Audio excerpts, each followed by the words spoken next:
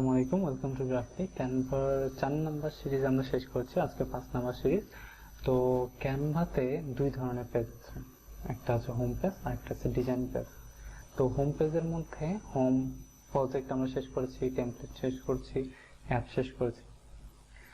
এরপরে ক্রিয়েটর কিছু প্রোফাইল আছে, এগুলো আমরা পরবর্তীতে দেখব।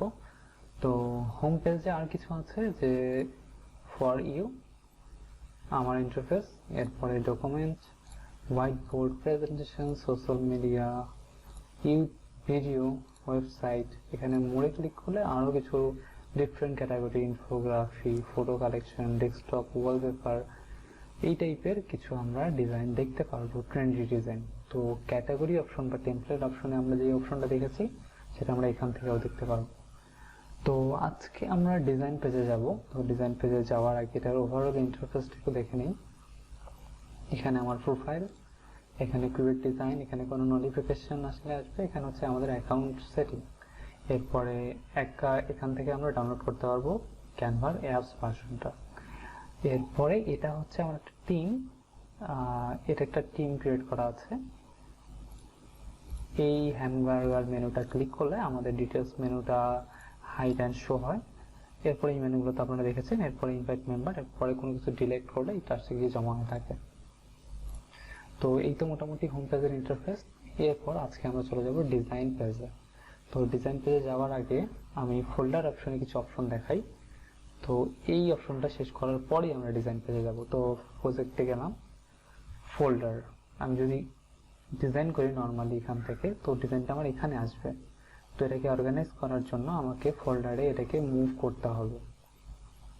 তো আমি যদি চাই যে আমি ফোল্ডার থেকে ডিজাইন ক্রিয়েট করবো, সেটা কি করবো?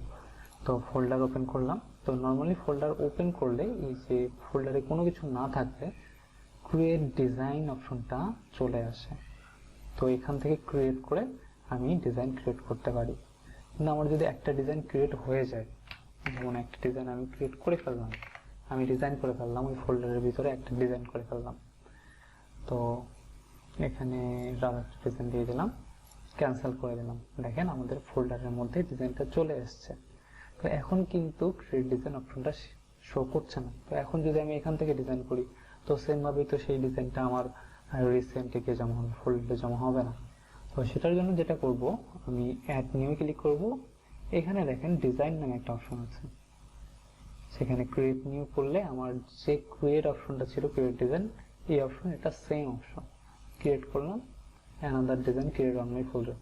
তো এভাবেই আমরা আমাদের ফোল্ডারের মধ্য থেকে ডিজাইন করতে পারবো এবং সেই ডিজাইনটা আমার ফোল্ডারের মধ্যেই অর্গানাইজ হয়ে থাকবে। তো আজকের টপিকটা এই পর্যন্তই। নেক্সট ক্লাসে আমরা ডিজাইন অপশন থেকে ডিজাইন পেজের কিছু অপশনগুলো দেখবো। এই পর্যন্ত সবাই ভালো থাকবেন। আসসালামু আলাইকুম।